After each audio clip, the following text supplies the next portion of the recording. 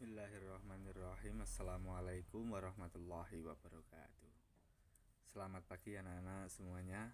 Alhamdulillah kita sampai pagi hari ini masih diberi kesempatan bisa berkumpul kembali. Tentunya adalah ridho dari Allah Subhanahu wa taala.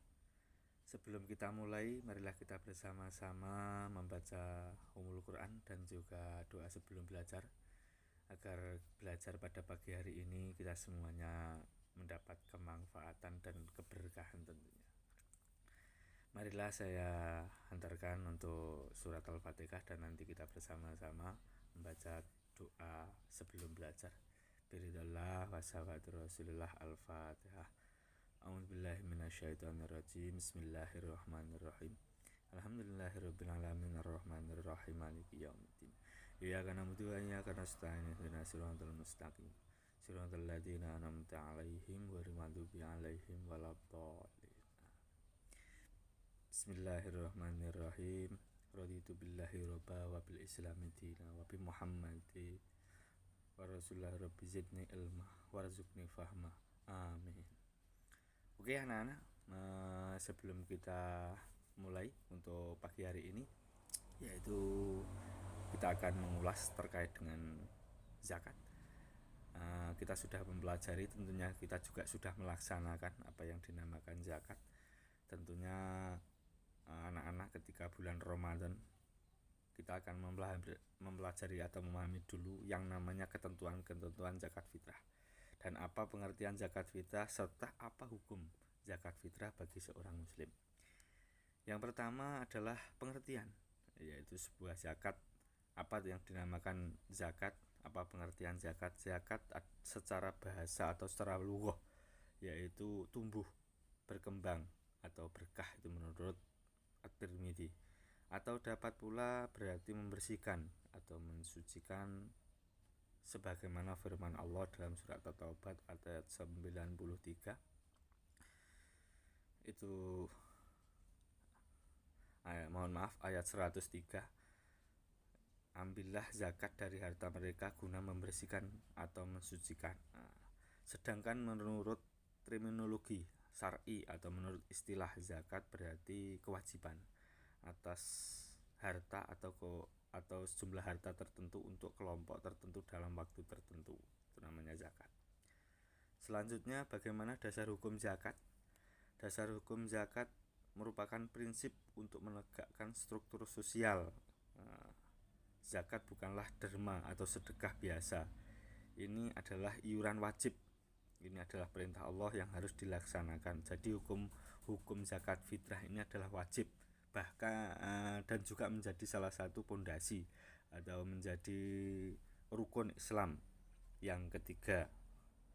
Perintah Allah harus dilaksanakan sesuai dengan firman-Nya, dan dirikanlah sholat dan tunaikanlah zakat, dan apa-apa yang kamu usahakan dari kebaikan bagimu, kamu akan mendapat pahala pada sisi Allah. Surat Al-Baqarah ayat 110. Maka dirikanlah sholat dan tunaikan zakat dan berpegang teguh kepada Allah Subhanahu wa taala. Jadi yang namanya zakat itu sudah perintah dari Allah dan kewajiban bagi seorang muslim. Dan ini selanjutnya adalah ketentuan zakat. Apa saja yang harus dilaksanakan ketika kita melaksanakan zakat? Yang pertama, besaran zakat fitrah. Zakat fitrah kalau sudah diatur oleh syariat atau diatur oleh agama, zakat fitrah adalah 1 sok atau 2.176 gram atau 2,2 kg beras makanan pokok. Jadi yang dimaksud makanan pokok itu sesuai dengan daerah masing-masing. Kalau di negara Arab mungkin terkenal dengan gandum, maka gandum. Kalau di Indonesia terkenal dengan nasi, maka makanan pokoknya adalah nasi. Selanjutnya, menurut madzhab Hanafi diperbolehkan mengeluarkan zakat fitrah dengan uang sebagai ganti makanan pokok. Itu sudah dituangkan dalam SK Basnas nomor 142 01 Basnas KT 2018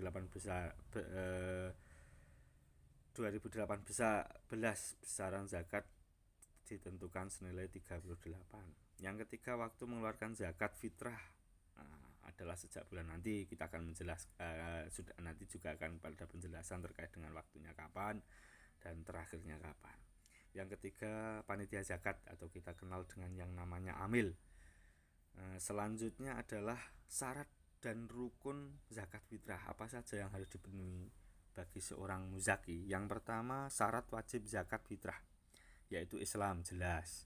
Sebagai seorang muslim tadi sudah dijelaskan bahwasannya rukun Islam salah satunya adalah zakat, maka sebagai seorang muslim harus mengeluarkan zakat. Yang kedua, masih hidup pada waktu terbenam matahari, itu kurang lebih waktu maghrib bulan akhir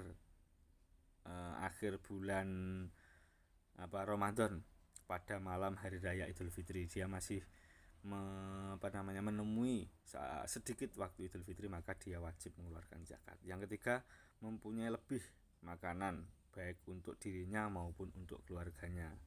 Selanjutnya berupa makanan pokok, ya sudah tadi yang dijelaskan, makanan pokok berupa nasi kalau di Indonesia. Mungkin kalau di daerah yang makanannya pokok kentang, mungkin ya juga kentang, tergantung makanan pokok daerah tersebut.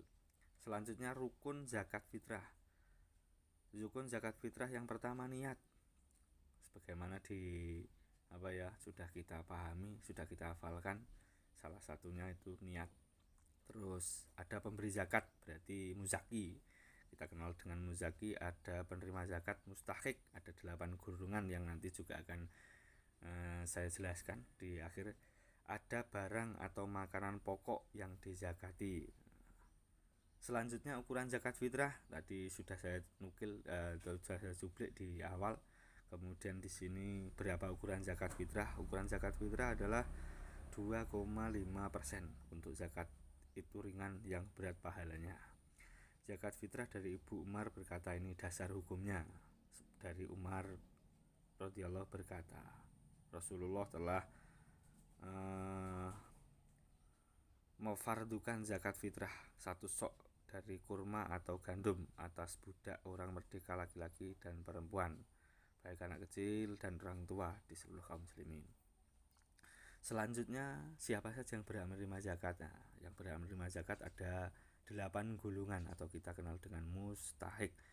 Ada fakir, fisabilillah, ghorim, amil zakat, miskin, mu'alaf, ibnu sabil, dan riqab. Selanjutnya, kapan waktu zakat? Nah, ini waktu zakat tentunya berbeda-beda. Ada yang wajib, ada yang sunnah, juga ada yang mubah. Bahkan ada yang makruh.